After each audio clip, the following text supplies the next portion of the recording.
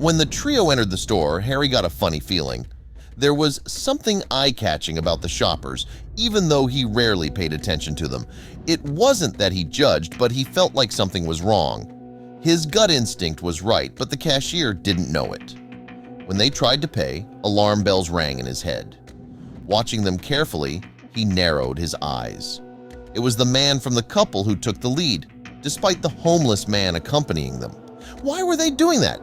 Most people would consider these items luxury items, but the man loaded them into the cart anyway. Observing the security camera, he watched the man place prawns, lobster, and other expensive items that weren't available all the time. There was something amiss.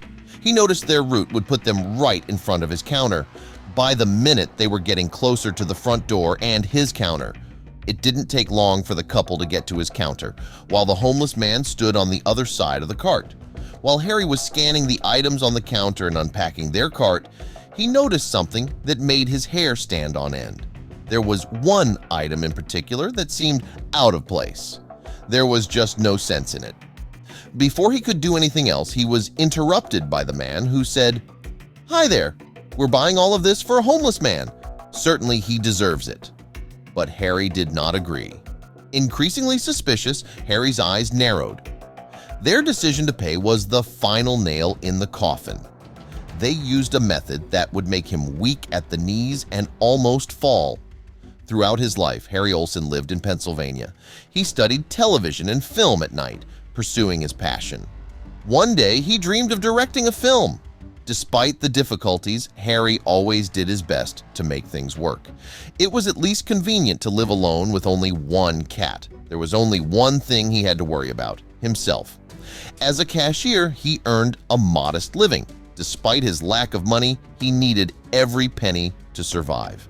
With over a year of experience, Harry thought he had seen it all. Among these interactions were all the strange customer interactions. However, he would experience another odd interaction. Only this one would put him in a dangerous position. It started out like any other normal day. Harry woke up and saw that his shift started in an hour. He got out of bed and got ready for the day. Harry got to work just on time and quickly got behind the counter. Harry's boss was rarely seen in the front of the store. He would be in the back, or he wouldn't even be there and rather out somewhere else.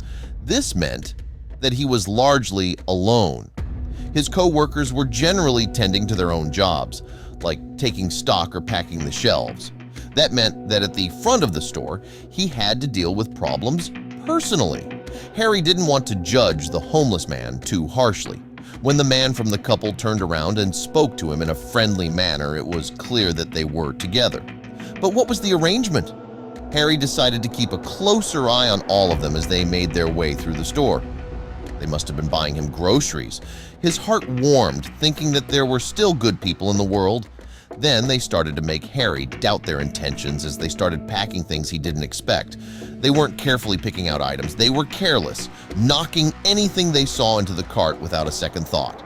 He didn't want to judge, but he just felt like something was off. The cashier had no idea that his gut was right. Alarm bells would go off in his head when they tried to pay. He'd seen modest shopping before, and this definitely wasn't that. The man loaded all sorts of things into the cart that most people considered a luxury. Just as they started unpacking their cart onto the counter and Harry scanned the items, he noticed something that made his hair stand on end. If they really were all for a homeless man, then why would he need a pool cleaner? But before he could do anything else, the man spoke to him. "Hi there, we're buying all of this for this homeless man. He deserves it." But Harry didn't buy it. The nail in the coffin was when they decided to pay. They stepped forward and paid with a normal debit card, but that's when Harry finally realized why something felt off. The homeless man recognized him. He had a GoFundMe.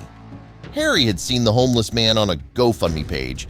He asked the couple if they were paying using the money from that.